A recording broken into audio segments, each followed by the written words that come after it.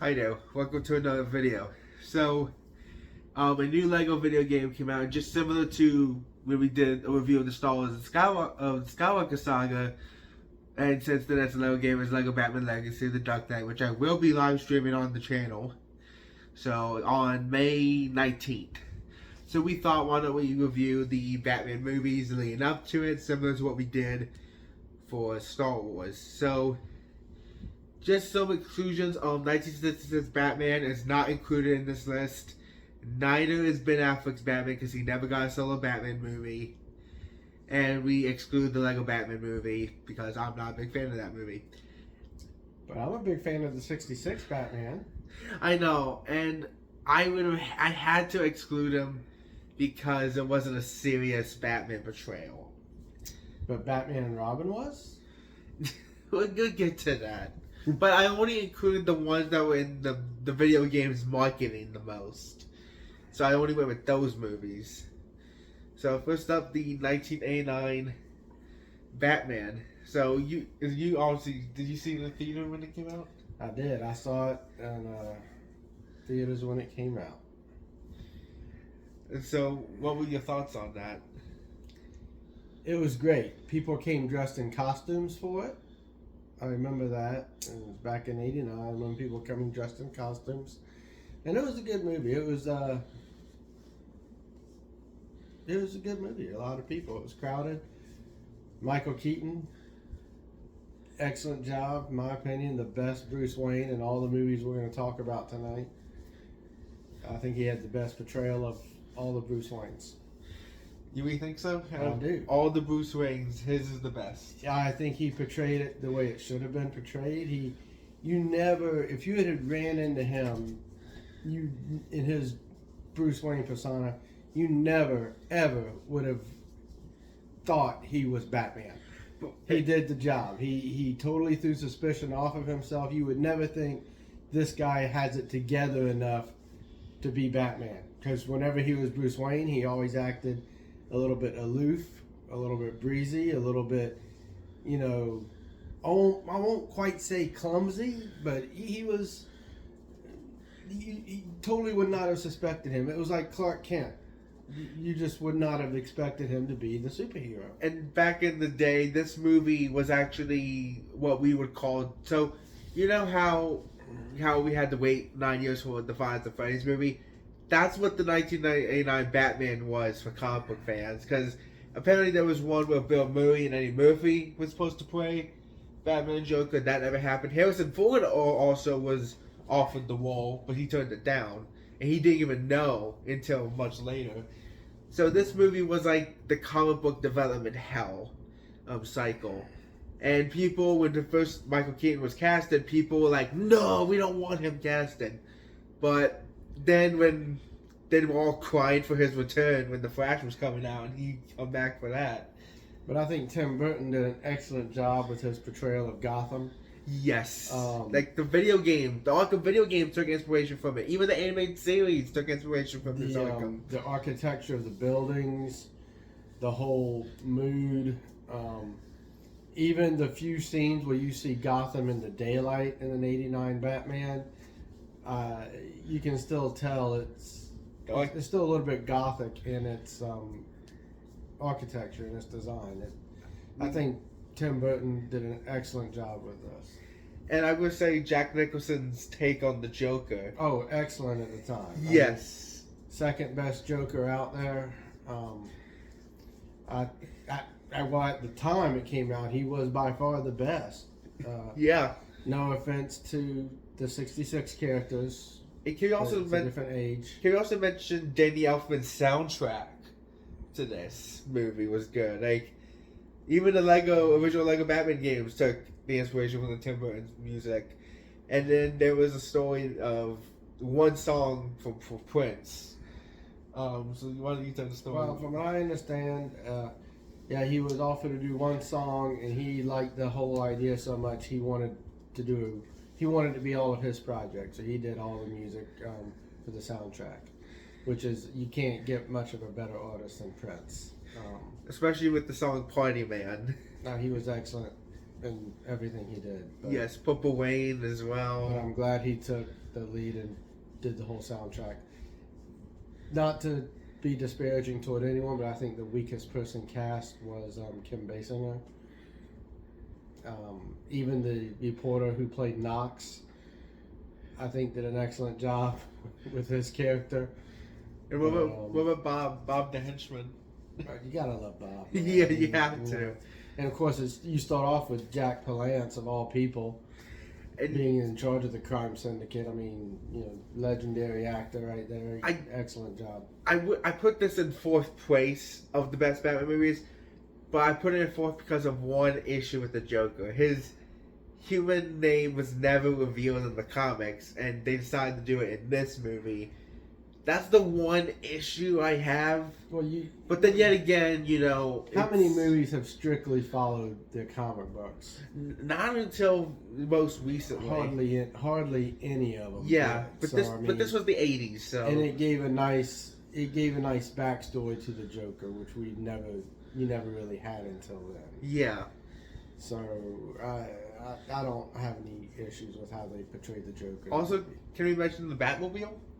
It's iconic. Yeah. It was first. I remember when MTV gave it away in one of their contests a few years later.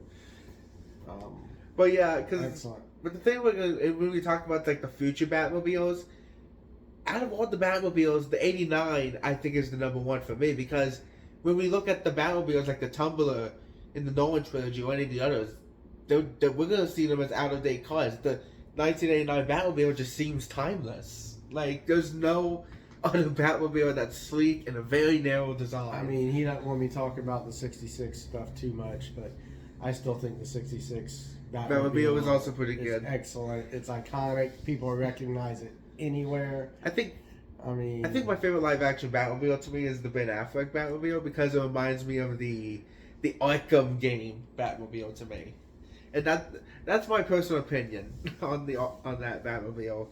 But now I think the storyline was good. It was solid. Special effects were good. so many quotable lines. Excellent film.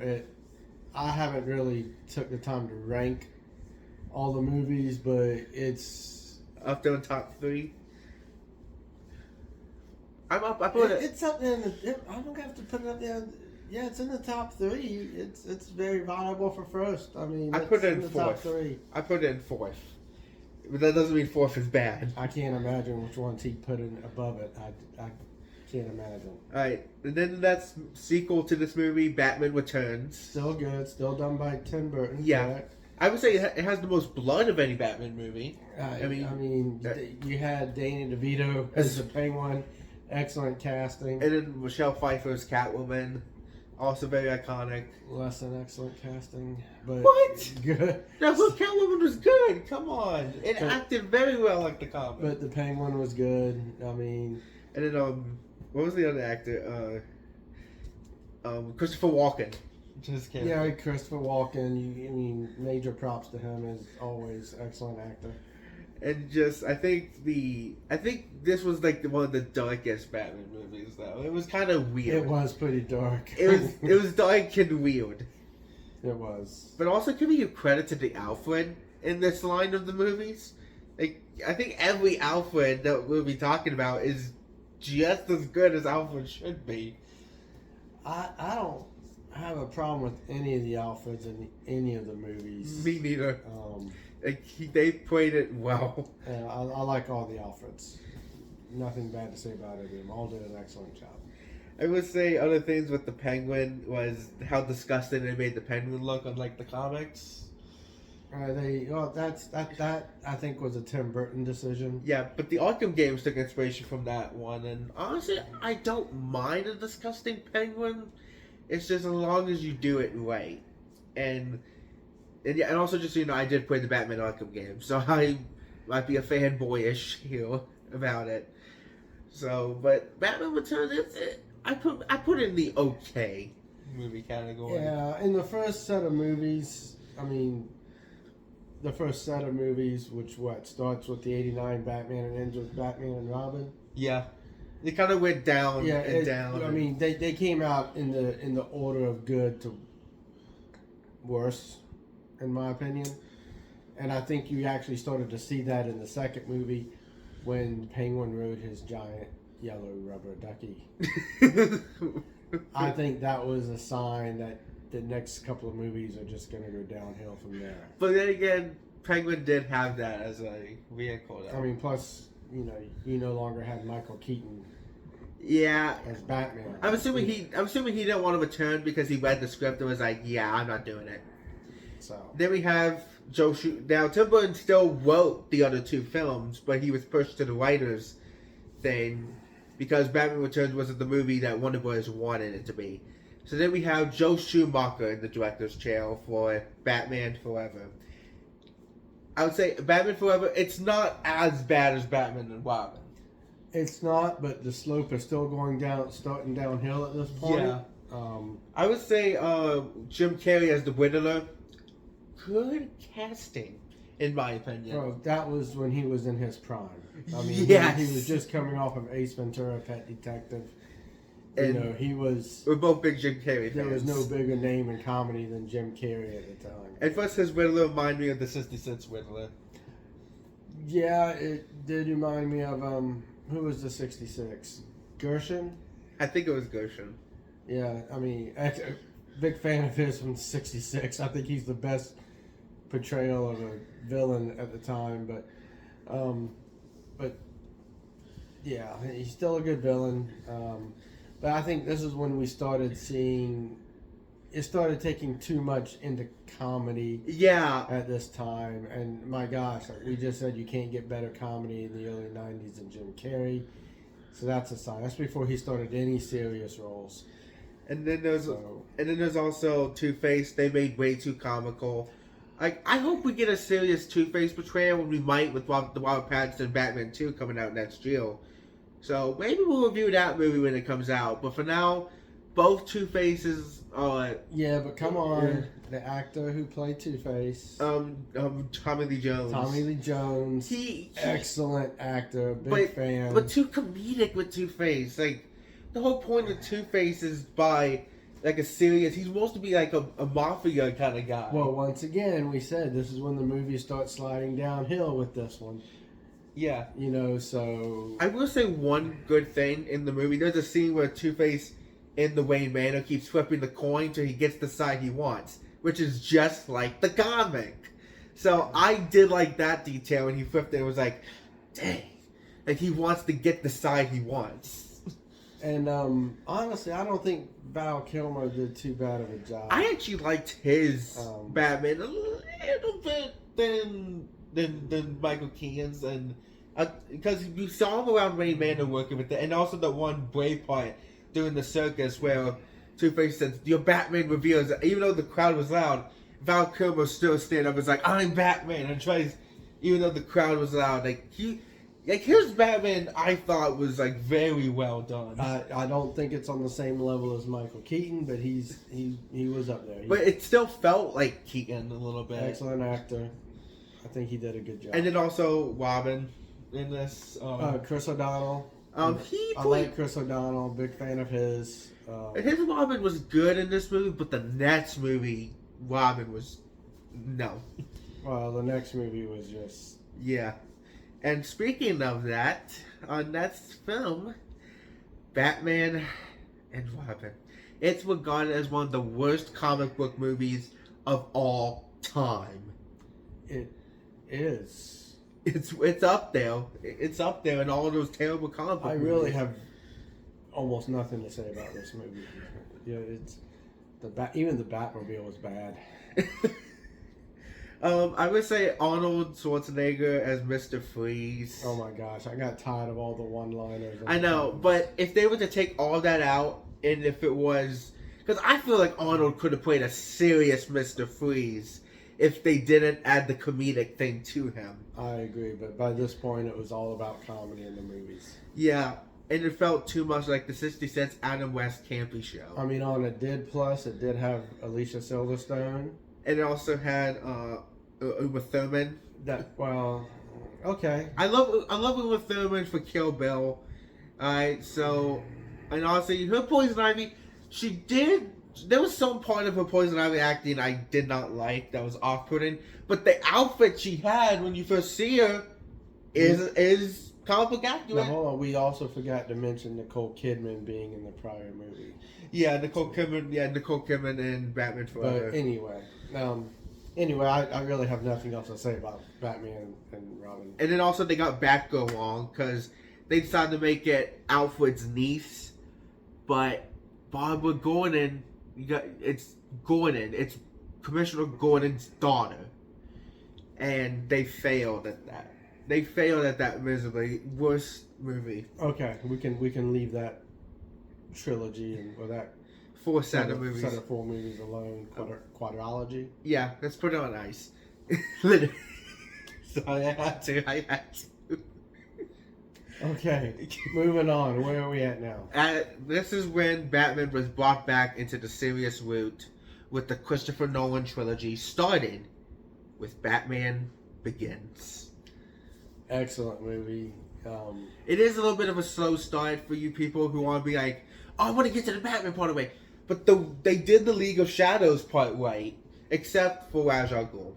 Because in the comics, Ra's al Ghul has a Lazarus pit that keeps him alive and immortal. Will you? No, but it keeps him alive and immortal. In the movie, since Christopher Nolan likes to have something based on what we call the real world, if you're going to do a comic book movie, at least buy into the comic. How many more finger quotes are you going to use during the video?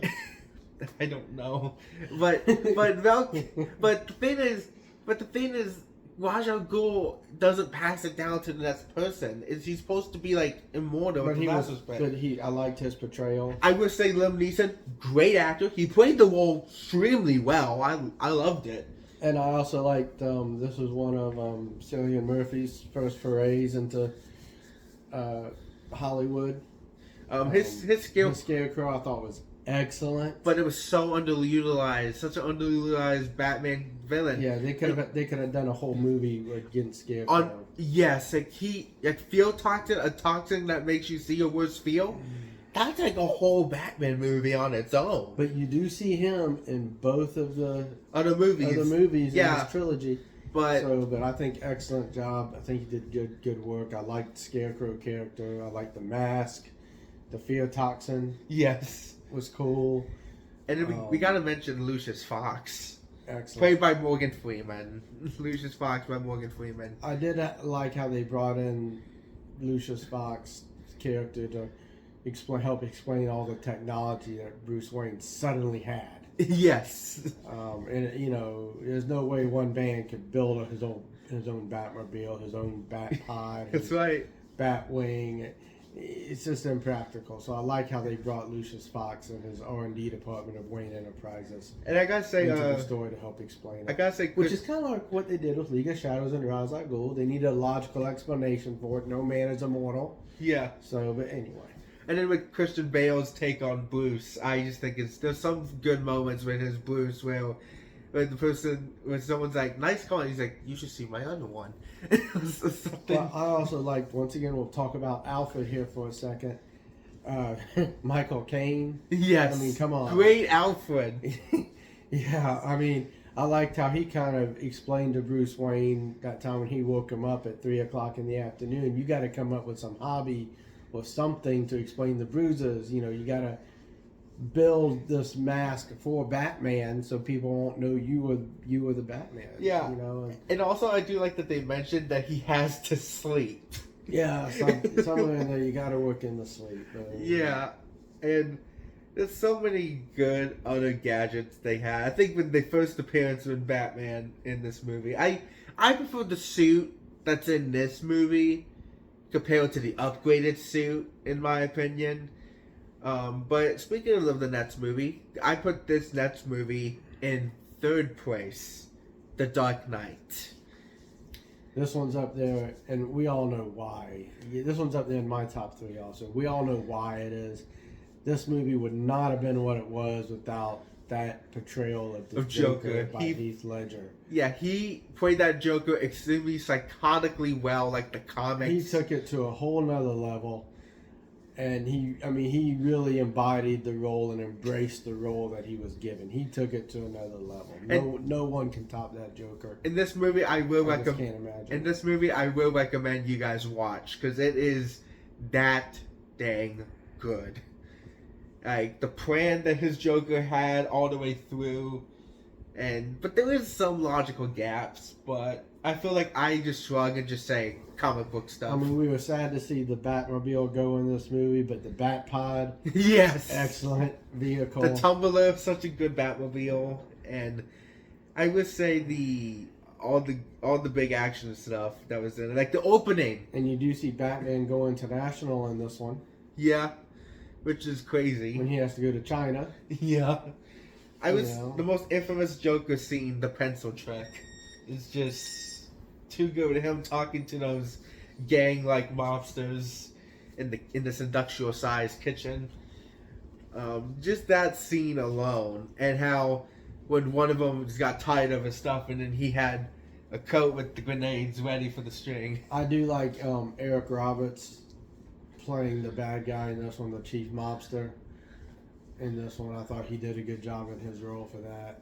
And then also this Two-Face or Harvey Dent. I think we did see Harvey Dent and stuff, but I feel like when he got to become Two-Face, I feel like that could have filled a whole other movie. I think it could. I think once again, they underutilized the villain. Yes. Like they underutilized Scarecrow in the Batman Begins. They definitely underutilized Two-Face in this movie. They could have done a whole movie with it, but it wouldn't matter who they brought in. No one could have upstaged the Joker in this movie. Yeah, and also this Commissioner Gordon way better than the 1989 Batman films. Yeah. Like, you didn't see too much of the one in the '89 Batman. Yeah, films. like this Commissioner Gordon he knows what to do for the city. Like he knows on point. I mean, we did see Harvey Dent in the very first '89 Batman, played by Billy D. Williams, aka Lando from Star Wars. And he did a good job at his part. I totally expected Two-Face to be the villain in the second movie in the '89 series. Yeah, but back to where we are. Yeah, Dark Knight. Excellent Joker.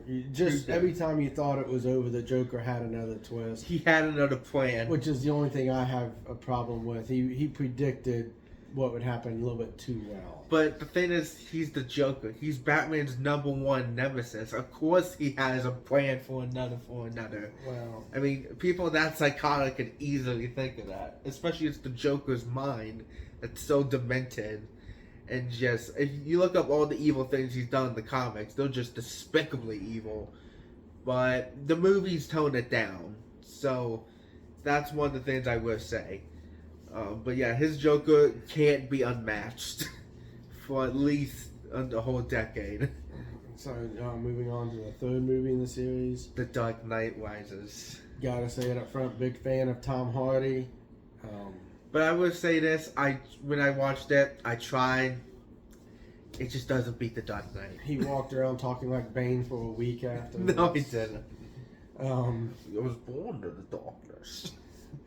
But yeah, big fan of Tom Hardy. I thought he did good with Bane. I will say this Bane did sound ridiculous, but the reason why was because when the trailer came out, people couldn't, hear what Bane was saying, so they had to re-record it because obviously he was going to talk a lot in the movie, so they had to re-record it. But I thought it was interesting. They didn't so much talk about the serum that Bane's supposed to take in the comics. They did not. I would say they Bane totally left that out. Yeah, so far the Bane that was mostly cheesy and accurate was the one of Batman and Robin. Yeah, if you got to give that movie props for anything. But so I didn't like how they took that spin off of Bane. But I would say the Bane in this one, we did get to see the iconic shot of him breaking Batman's back. That was iconic in the comics. They portrayed that scene well. I would say also Anne Hathaway's Catwoman, not my favorite Catwoman. She's probably in like the third place. He disagrees. I disagree. I like Anne Hathaway in almost anything I've seen her in. I think she's a great actress. But yeah, also there was so much like talk about the city's destruction and how much crime it was within of. And also, they kind of had a Robin in the movie. It was like little subtle. That one Wookiee cop guy. Yeah, I also everyone suspects he became The new Batman. the new Batman at the end is what they led you to believe. Yeah, and I honestly believe that, even though some people say it's Robin, I disagree on that. I think it's because when Batman gets old age, a new person finds the cave and becomes the next one. So I did like that, and no one's gonna do the Batman trilogy like Nolan did until Matt Reeves beats it with his Batman. And speaking of Matt Reeves' Batman, we have Matt Reeves' take on the Batman with Robert Pattinson Batman. Now, I freaking love this movie because if you guys grew up in the same age like I have, we haven't had a solo Batman movie since 2012 up until 2022 because I couldn't see Dark Knight Rises because it was too mature. So when this movie was coming out, the trailer was hyping it up, and Matt Reeves said we took a lot of inspiration from the animated series, and I love the Batman animated series, the best version of Batman. So when this movie came out in theaters, I freaking love this movie, and I put it in second place. Alright, so this movie did it right. We see Batman at the crime scene doing the detective work and just seeing all that and just seeing the city rainy and dark, and it just took the animated series and did a darker portrayal, which is very great for those who love the Batman franchise so much. And I think everything that it did, everything it throws in, every scene, even the music matched the epicness of Batman. Like, if you're not into it by the first 11 minutes, then I don't know what's wrong with you, because it is good. It is it's solid in third spot. I realize I've been loose about my movies. Gonna have to say 89 Batman is number 1. The Dark Knight's number 2. This Batman is number 3. The actor did a good job portraying Batman. I wish they'd have gone into his Bruce story a little bit more than they did. But there was actually a book that came, although... but we're talking about the movies. I know. We can't go into the books. But I think he did a good job portraying it. The Batmobile, different take on the Batmobile, but excellent. I mentioned earlier how one man could not build all these things. Well, he obviously did build this Batmobile himself. Yeah. Excellent work on it. Again, portrayal of Alfred. Of Andy Serkis. Excellent. Quality work done there. I enjoyed that. Also, the amount we did, and also, I guess, the Whittler in this. Strange actor. It seems like every role I've seen him play is a little bit unique and different, but he does it well. But yeah, they kind of made the Whittler in later, newer versions of Batman look like a jigsaw killer almost, which is out of touch for the Whittler, but I was like, as long as you do it right and still have the riddles involved, it's still I good. did like the little riddles left throughout, kind of a callback to the original 66 stuff. And then also the Penguin in this, they got. Penguin was good. What was the club called? The Iceberg Lounge. The Iceberg Lounge, kind of unique. And then also the Catwoman in this is again yet a different take on Catwoman. I think this Catwoman I prefer above all the other ones in my opinion. Right above Michelle Pfeiffer's. Michelle Pfeiffer's Catwoman's in the middle. We do see the Joker in it. We agree on Michelle Pfeiffer's Catwoman, what spot she's in, but we differ on 1 and 2. Yeah, and then we have the Joker was in it, but you only see like a glimpse of the cell, and people thought that was Two-Face, but the director said on Twitter, no, that's Joker. I think you can kind of tell it was a Joker. I don't know how people thought it was Two-Face. And yeah, there is a deleted scene that does show Batman talking to him in the cell, but you don't see the Joker's face. It's blurry, but you can make out the green hair and the red line. And I guess it's kind of a tribute to the 66 Batman, because you got the original 4 villains line up, almost. You do. And also the use of the song Something in the Way by Nirvana just the way. And what's funny is the lead singer of Nirvana, he was a big Batman fan, but yeah, and he passed away before the movie came out. And I wonder if he's up there now in heaven, that he's looking down at the movie and being like, they used my song. But good movie, slightly different take or different point of view on. It is the longest Bruce Wayne movie. and Batman. I did think it was a little bit lengthy for what it was. But it was worth the length, in my opinion. Like, usually when I look at a movie, I'm like, it doesn't deserve that one time. You know, but this one did deserve this one time. One thing I did like about this that did remind me a little bit of the comics or even the 66 series was the relationship that Gordon had with Batman. Yes. You know, bringing him into the crime scene, having a direct line of communication with him. Yeah. Discussing things with him, discussing the crimes. Not just Batman showing up, saying a few words and disappearing when Gordon tries to offer his input. I liked how you actually saw this Batman work hand in hand with the Commissioner like he did in 66 and in the comic books. You know, he was almost welcomed to help them.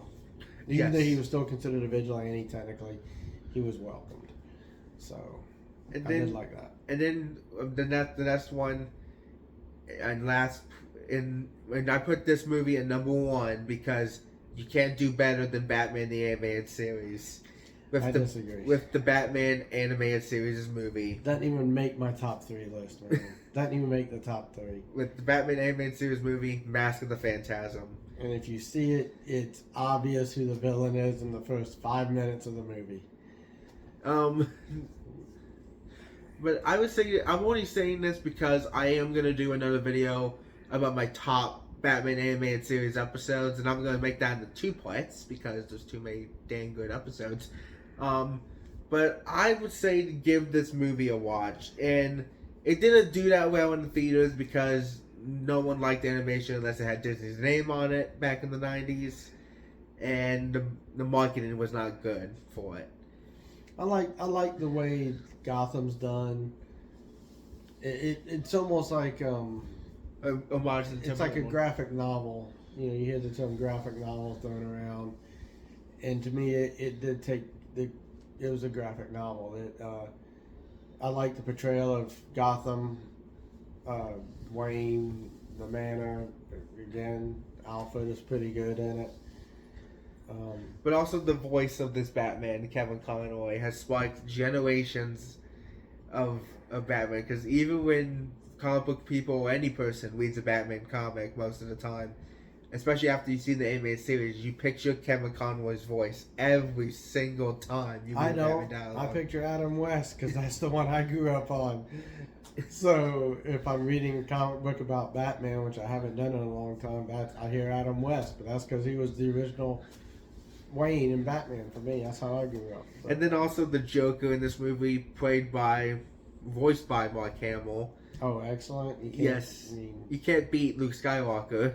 If you're gonna have someone portray the Joker, might as well be a Jedi. Yeah, his Joker was laughable good. I do think he is the most. I was going to use the term animated, but that's redundant. The most lively Joker of all of them. I mean, but it's still not on the Heath Ledger level. But he's number 2, maybe 3 Joker for me. Really? Yeah, I mean, well, you gotta give the original props on some level. Yeah. Any guy who would go to the extent he didn't want to shave his mustache in '66, so he just had him put white makeup over it. Yeah. And you could still tell. But you know, you gotta give it to him some of there. And of course, Jack Nicholson, we already said, did a good job with his Joker. And so. But yeah, these were the 9 Batman movies we were doing, and by each week you're gonna get a new Batman related video. So the next video I'm gonna do is gonna require homework for me to go through most of the episodes of Batman Animated Series, because it's gonna be my top 30 episodes, but I'm splitting it into 2 parts because, well, if it was one long video, it would be long. So in other words, he's putting together a customized season. Yes. So it'll be my volume 1 of top 15. which would be 30 through 16. Then the last video would be 15 to 1. And I'm making it that long because there's too many dang good episodes of the show that I want to have you guys see. So, but yeah, that's all of you of the 9 Batman movies. So if you like this, press the like button. Leave something in the comment section. Personally, I think you ought to comment on which character from any of those 9 movies you want to see CJ imitate in his next video. Okay. Pick a character. Give me Joker. Any one of the Jokers. I'm leaning toward asking him to do Bane. But pick a character. Yeah. Put it in the comments and let's see what he does. But yeah, so this is the end of the video. So we hope you guys enjoy our review of the Batman movies, and I will be live streaming Lego Batman Legacy of the Dark Knight on May 19th. I have the deluxe on pre-order, so the game doesn't come out till the 22nd, but I get to play it 3 days early. So you guys basically get a live stream early. So have a good day, and next time, same bat channel. Bye, everyone.